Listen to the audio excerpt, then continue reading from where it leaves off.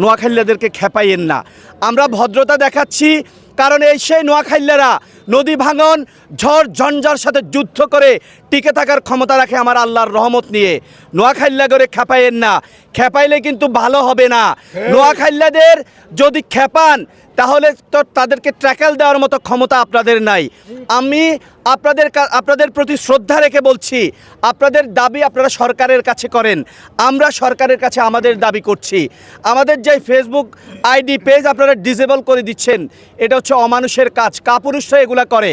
যদি ক্ষমতা থাকে রাজপথে আন্দোলন করে আপনাদের বিভাগ আদায় করে নেন।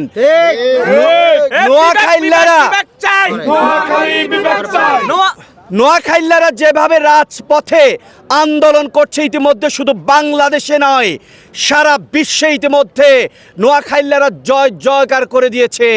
আপনারা দেখেছেন, শুধু নোয়াখালী নয়, রাজধানী ঢাকার বুকে ইতিমধ্যে জাতীয় সংসদ ভবনের সামনে এবং শাহবাগের প্রজন্ম চত্বরে হাজার হাজার নোয়াখালীরা মিছিলে আর স্লোগানে একটাই দাবি করেছিল, দাবি শুধু একটাই, আর কোনো দাবি নাই। দেখা হবে রাজপথে, কথা হবে নোয়াখালী বিভাগ বাস্তবায়নে।